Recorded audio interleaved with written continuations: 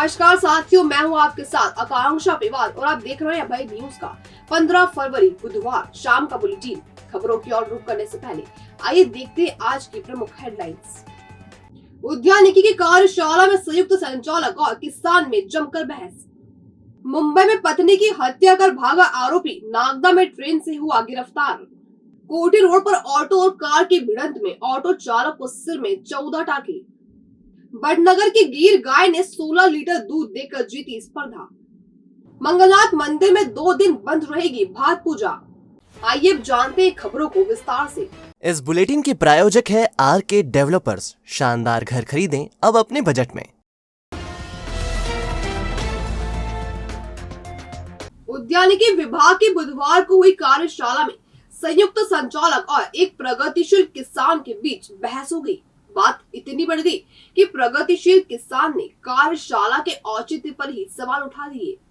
उद्यानिकी विभाग ने एकीकृत बागवानी विकास मिशन के तहत कार्यशाला आयोजित की थी। इसमें काफी किसान आए थे। इनमें से ही बड़नगर तहसील के अजरावदा के किसान योगेंद्र कौशिक भी थे। कार्यशाला में जब कौशिक ने सवाल पूछने शुरू किए तो संयुक्त संचालक आशीष कुमार कनीश उठकर खड़े हो गए और उन्होंने कहा कि क्या वह 50 किसान लेकर आए हैं। जब कौशिक ने कहा कि कार्यशाला में सवाल नहीं पूछेंगे तो क्या करेंगे, तो इस बात से संयुक्त संचालक अभद्रता पर उतारू हो गए। इससे कार्यशाला में हंगामा खड़ा हो गया।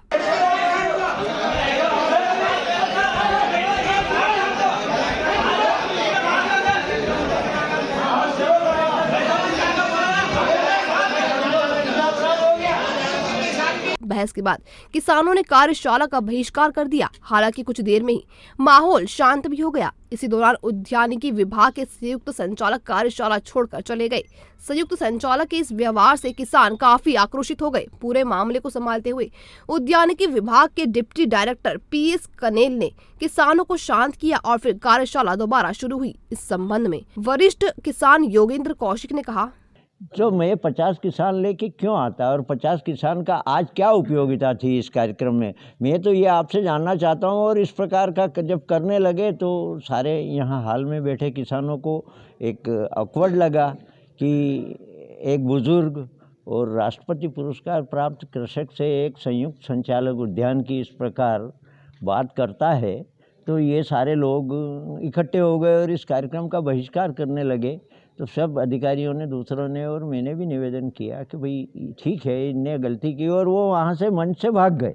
तो उनको कम से कम ये तो भान होना चाहिए कि वो किससे क्या, ये फिर कार्यशाला का आयोजन सरकार इतने पैसे खर्च कर रही है, किसानों को बुला रही, किसान भी अपना समय बिगाड़ रहा, तो काहे के लिए। डिप्टी डायरेक्टर पीएस कनेल ने बताया, देखिए इसमें ऐसा मैं ये नहीं मानता हूँ कि ये कोई घटनाक्रम हुआ है। चूँकि किसानों का कार्यक्रम होता है तो किसान के मन में कई तरह की क्यूरी होती है, तो वो यहाँ रेज करते हैं, तो उसका जवाब हम लोग देते हैं। और यहाँ पे भी ऐसी कोई मतलब वो नहीं हुई कि किसी को ऐसा कुछ बोला गया जिससे उनको बुरा लगे। उनको सिर्फ यही बोला गया था कि आप किसान जब भी लाएंगे, जितने भी लाएंगे, जहाँ हमारे कार्यालय में लाएंगे तो हम उनकी मदद करेंगे और उनकी ज़्यादा से ज़्यादा कोशिश ये रहेगी कि हम उनको, अगर वो एग्री होंगे तो उनका लोन सैंक्शन करा के उनको योजना का लाभ देंगे। बस। मुंबई में नाला सोपारा में रहने वाला एक युवक अपनी पत्नी की हत्या कर फरार हो गया, जिसे क्राइम ब्रांच की सूचना पर आरपीएफ ने नागदा जंक्शन पर ट्रेन से गिरफ्तार कर लिया। आरोपी को मुंबई क्राइम ब्रांच की टीम अपने साथ ले गई है।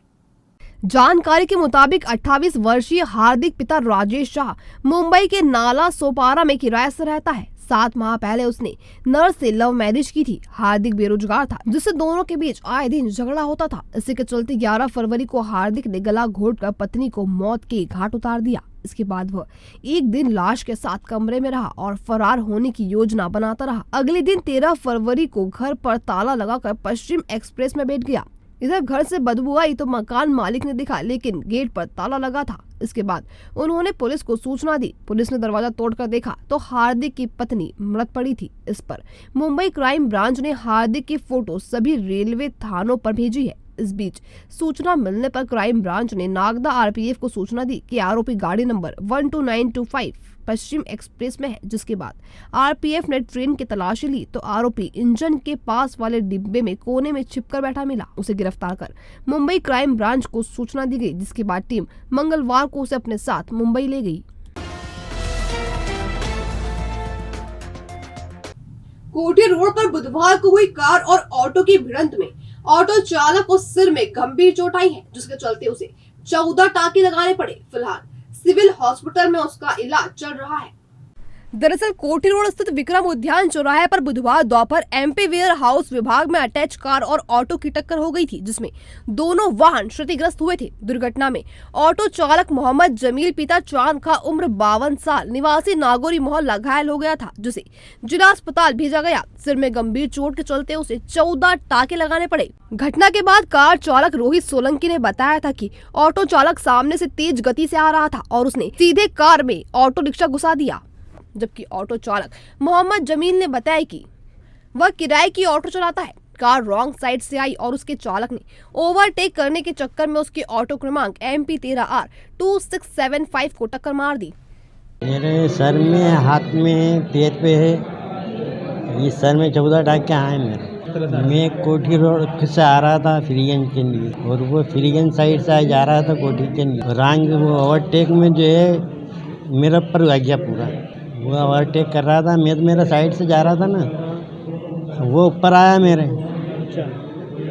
तो मैं अगर नहीं बचा तो मेरे ऊपर ही चढ़ जाता हूँ। गौवंशीय नस्ल एवं उन्नत नस्ल की दुधारू गायों का पालन बढ़ाने के लिए रखी गई प्रतियोगिता उज्जैन की बकालिया की गिर गाय ने जीत ली। राजेश जाट की गिर नस्ल की गाय ने सबसे अधिक दूध देकर पहला स्थान हासिल किया। पशुपालन एवं डेयरी विभाग के पशुपालन को बढ़ावा देने के लिए मुख्यमंत्री पशुधन विकास योजना के तहत जिला स्तरीय प्रतियोगिता रखी गई थी। इसमें देसी नस्ल की मालवी और उन्नत नस्ल की गिर गाय को शामिल किया गया था। स्पर्धा में शामिल होने के लिए देसी नस्ल की गाय को 4 लीटर और उन्नत नस्ल को 6 लीटर दूध देना अनिवार्य था। जिले की 10 मालवी एवं 10 उन्नत नस्ल की गिर और साहिवाल गाय प्रतियोगिता में शामिल हुई। इसमें बड़नगर के बांदर बेल के घनश्याम प्रजापति की गाय ने 12.88 लीटर दूध दिया। दूसरे नंबर पर बड़नगर के कड़ाई के किसान बगदी राम दुलाजी की गाय रही, उसने 8.88 लीटर दूध दिया। जबकि तीसरे नंबर पर खारसूल के संजय सिंह की गाय रही, जिसने 6.47 लीटर दूध दिया। उन्नत नस्ल की गिर गाय के मामले में उज्जैन के बकालिया के राजेश जाट की गाय ने 16.82 लीटर दूध दिया और पहला स्थान हासिल किया। घटिया के शंकरपुर के रहने वाले विक्रम सिंह की गिर गाय 15.47 लीटर दूध देकर दूसरे स्थान पर रही। तीसरा स्थान बड़नगर के चिरोला कला के सोहन लाल की गाय को मिला, उसने 13.89 लीटर दूध दिया। पहले पुरस्कार के तौर पर 51,000, दूसरे के लिए 21,000 एवं तीसरे के लिए 11,000 का पुरस्कार रखा गया था। जिला स्तर पर पहले, दूसरे और तीसरे स्थान पर रही गाय राज्य स्तरीय प्रतियोगिता में शामिल होंगी। राज्य स्तर पर पहला पुरस्कार 2 लाख रुपए, दूसरा 1 लाख रुपए एवं तीसरा 50,000 रुपए दिया जाएगा। ये गोपालकों के लिए मुख्यमंत्री की जो योजना है पशुपालन के संदर्भ में जो दुधारू गायें रहती हैं उनकी प्रतियोगिता रखी गई थी और इसमें एक भारतीय नस्ल की गाय और एक अपने मूल मध्य प्रदेश की जो उज्जैन जिले की जो देसी नस्ल है मालवी, इन गायों की प्रतियोगिता रखी गई थी। इसमें जो कम से कम 6 लीटर वाली जो गाय रहती वो अपने गिर गाय या साहिवाल और जो मालवी ब्रीड का उसका कम से कम 4 लीटर दूध के हिसाब से इनको प्रतियोगिता में बुलाया गया। तृतीय पुरस्कार उसका 1 लाख रुपए और तृतीय पुरस्कार जो स्टेट लेवल पे जो आती है उनका क्या नाम से 51,000 रुपये का। अगर यहाँ से हम पूरा इनका रिकॉर्ड पहुँचाएंगे और वहाँ पे पूरी कंपाइल होगी और इसमें से जो भी वहाँ सबसे अधिक दूध देने वाली गायें हो उनमें से अगर इनका सिलेक्शन होता है तो इनको वहाँ पुरस्कार की पात्रता आती है। गो संवर्धन और गो रक्षक के हिसाब से ये योजना है ताकि गो पालक अधिक से अधिक गो की मतलब रक्षा करे और अधिक से अधिक उससे उत्पादन प्राप्त करे। दूध जो मालवी जो ब्रीड है अपनी लोकल ब्रीड है इसमें अधिक से अधिक दूध उत्पादन के लिए किसानों में उत्साह बढ़े और इसलिए इस पुरस्कार की योजना रखी गई है। महाशिवरात्रि पर्व पर मंगलनाथ मंदिर में 2 दिन भात पूजा नहीं होगी। मंदिर प्रशासन ने 18 एवं 19 फरवरी को भात पूजा नहीं होने की सूचना जारी की है। दर्शनार्थी दोनों दिन गर्भगृह से भगवान मंगलनाथ के दर्शन कर जलाभिषेक कर सकेंगे।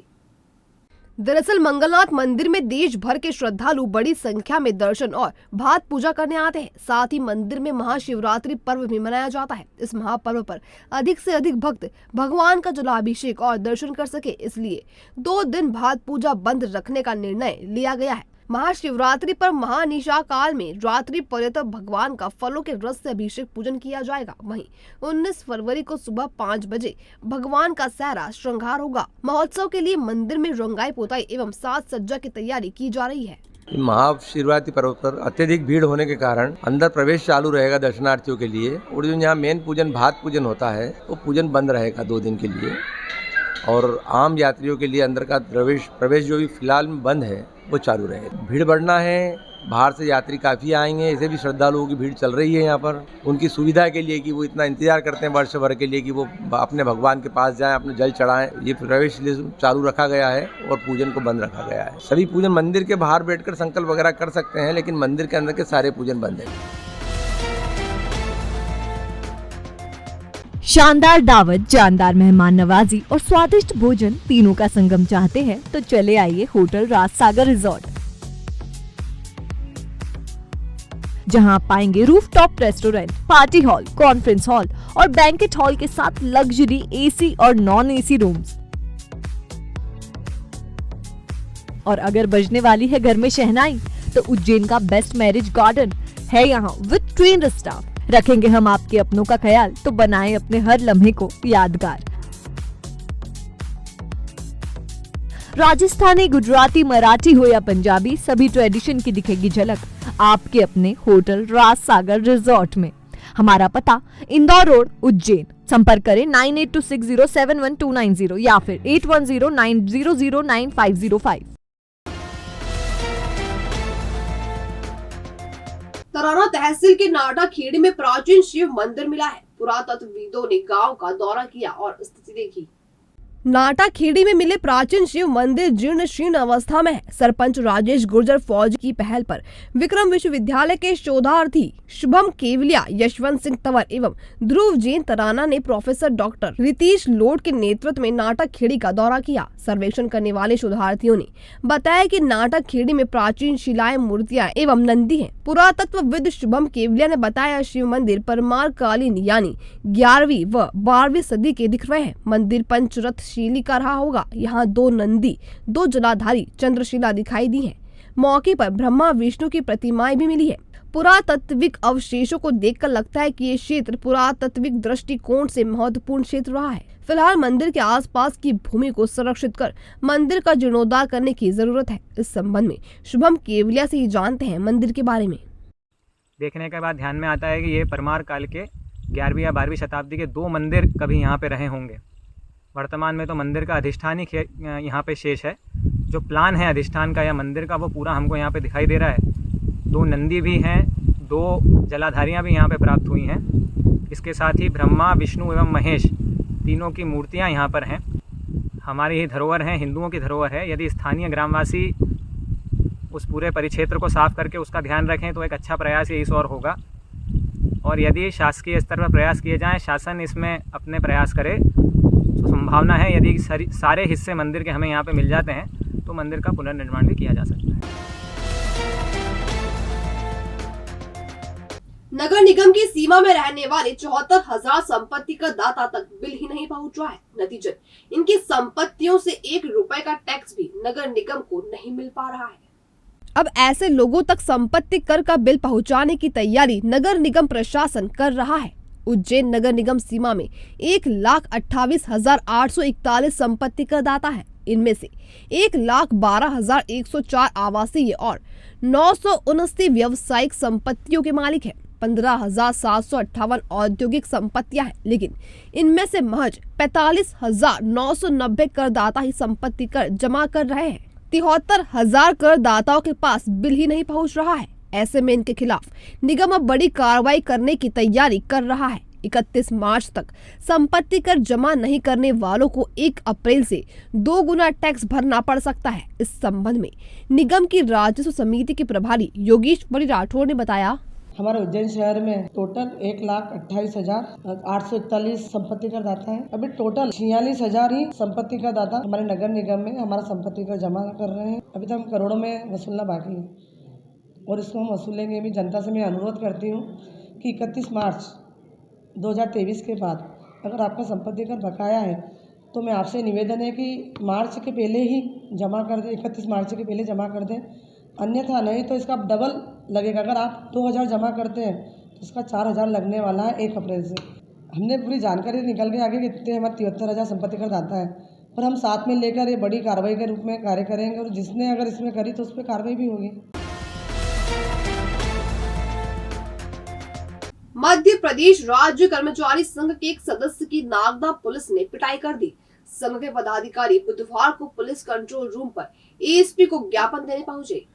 जिला अध्यक्ष मनोहर गिरी के नेतृत्व में ज्ञापन देने पहुंचे संघ पदाधिकारियों ने बताया कि चरक भवन में संगणक के पद पर पदस्थ जितेंद्र तेंदुरिया नागदा के विद्यानगर में रहते हैं। 8 फरवरी को वह अपने मित्र के यहाँ शादी समारोह में शामिल होने के लिए नागदा गए थे। इसी दौरान मंडी पुलिस तेंदुरिया के कुछ परिचितों को थाने ले गई। तेंदुरिया ने थाने जाकर जब पुलिस कर्मियों से परिचितों को थाने लाने का कारण पूछा तो उन्होंने पिटाई शुरू कर दी। बेवजह पिटाई के बाद तेंदुरिया को थाने में ही बिठा लिया गया। पिटाई की इस घटना में तेंदुरिया के पैर में चोट आई है और वह चल भी नहीं पा रहे हैं। इसका ही विरोध जताने मामले में निष्पक्ष जांच और दोषी पुलिस कर्मियों पर कड़ी कार्रवाई करने के लिए ही संघ पदाधिकारियों ने एएसपी अभिषेक आनंद को ज्ञापन सौंपा। इस संबंध में संघ पदाधिकारी ने बताया, हमारे साथी जितेंद्र तेंदुरिया जी जो कि चरक भवन में संगणक के पद पर कार्यरत हैं, वो जो उनका निवास स्थान नागदा विद्यानगर में, इनके घर पे पारिवारिक कार्यक्रम में ये घर पे रात में उपस्थित थे और वहाँ पर कुछ घटना हुई तो इनके सदस्यों को पुलिस थाने ले गई। उनका पता करने के लिए ये मंडी थाने नागदा गए और वहाँ पर पुलिस के द्वारा इनसे बिगर बताए इनके साथ मारपीट की गई और इनके साथ गाली गलौज की गई। इन्होंने ये बताया कि मैं स्वास्थ्य विभाग का कर्मचारी हूँ, परंतु उन्होंने इनकी कोई बात नहीं सुनी और बिना किसी कारण के अकारण ही इनके साथ मारपीट की गई। हम ये मांग कर रहे हैं कि इस प्रकार मारपीट क्यों की गई। उज्जैन से लाकर इंदौर में ब्राउन शुगर सप्लाई करने वाले नशे के सौदागर को पुलिस ने पकड़ लिया। मुखबिर की सूचना पर पुलिस ने कार्रवाई की। फिलहाल उससे पूछताछ की जा रही है। दरअसल चंदन नगर पुलिस की गिरफ्त में आए आरोपी का नाम इमरान पिता शकील अंसारी निवासी ग्रीन पार्क है। उससे पुलिस ने 52 ग्राम ब्राउन शुगर जब्त की है। पूछताछ में उसने बताया कि वह उज्जैन से ब्राउन शुगर लेकर आया था। पुलिस उसके नेटवर्क का पता लगा रही है। कल मुखबिर द्वारा सूचना प्राप्त हुई थी जिसमें सब इंस्पेक्टर लोकेंद्र खड़ेल द्वारा कार्रवाई की है, जिसमें आरोपी इमरान पिता शकील अंसारी निवासी या रसुल्ला मस्जिद के पास ग्रीन पार्क को 12 ग्राम ब्राउन शुगर के साथ पकड़ा गया है और इस पर कार्रवाई की गई है।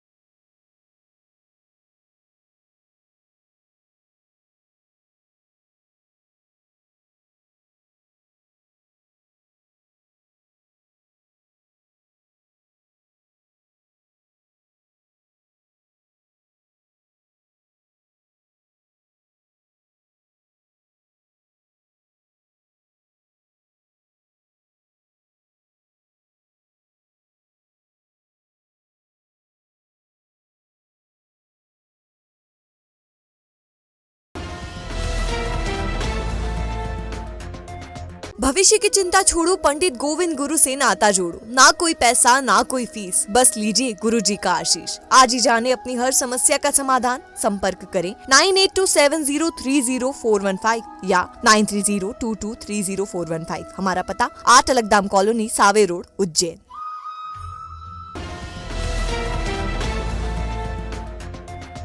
ये था अभय न्यूज का आज का बुलेटिन। अगर खबरों को लेकर आपके पास कोई फीडबैक हो या कोई जानकारी हो तो हम तक जरूर पहुंचाएं। कल फिर मुलाकात होगी नए बुलेटिन के साथ। तब तक के लिए नमस्कार।